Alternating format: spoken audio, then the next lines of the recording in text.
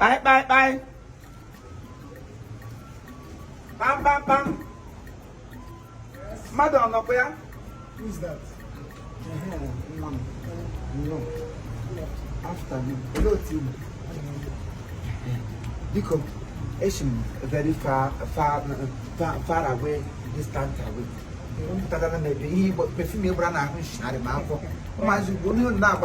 Thank you, sir. Because to them on Reverend Dr.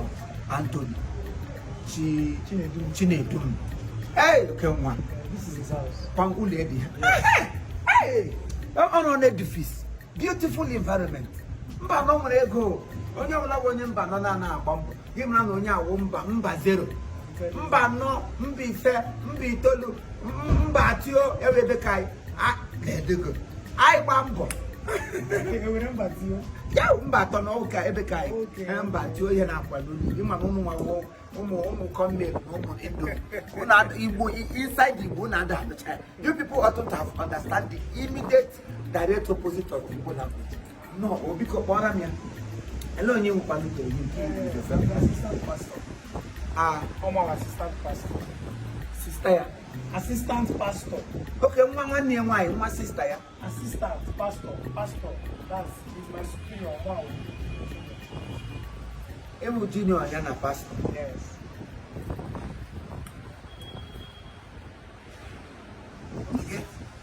Okay.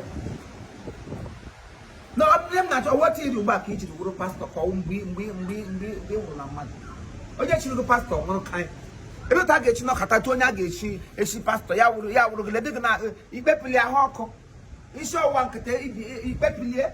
Mother because got more ammunition, she got assistant. No tea, but mother. Oh, yes, you pastor, or you like she could hold like this. I was saying, Tonya, the British shop.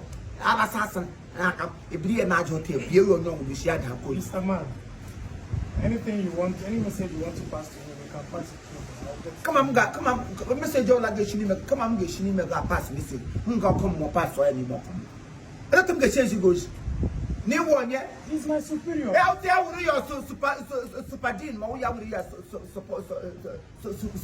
superior. You know, we are good to you. You don't talk the sound of Katano, when they walk him up properly. On Yana Mahan, one in the gas South Africa, neither. I have Quaco. I don't want naturally. Ele catching a Canadian dear. Because all somebody who connais Yoku. He stand on the truth and he exercise the truth and he automobile the truth. I shall not get him. What are you saying?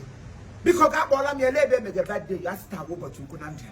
Last year, the opera come and name very intimate. This year, again, Mr. Bogda come to one look. Lay us on Nigeria. Oh, taco, sorry. The bed there way, but maybe in South Africa. Is it South Africa? Or Dwaha? Yes. South Africa or Dwaha? I don't like to tell okay, bad day in South Africa. What I thought you thought. And the truth is, last year, many of them. This year, here, we have to go to Chango to share a Lagos one night. There were east. You were a good ticket. I was about to go into the airport now. Airport. Given flying to. You only get a Kamusu. Machi. You only get I get the company so or a figure than the Bermuda Triangle. You got a Bermuda Triangle, Ganga land. If I let go. If ever the Shinamulo Potaga, one body call my sheep. Oh, let's say, look at the past. Church all I'm who do Monaco. The Lord who was shooting the Bogo Tom, a man and a I am a man of God. Are you a man of your own? You are ordinary man. O pastor Barani and a South, little man, little one them walking when he came. Ye book daughter. Anyway, what matters is that the heart I used to wish him. I am always wishing him well. I don't like wishing people bad. Onye why na Chineke biko. Goziere mu nwago. Onye ime ya nwa afọ ọhụrụ. May good things fall in pleasant places for him. He will seek and he shall find. He will suffer and he will reap. He will plant and he will reap. He will pray and God will answer. She hojoge mukwaga heli oto. Opupu na mpate ya ga-abụrụ ya ngozi. N'aha Jesus Christ bụ onye nwe. Hap hooray. Ya hip hip no English. ọ ga-arịrị gị na mma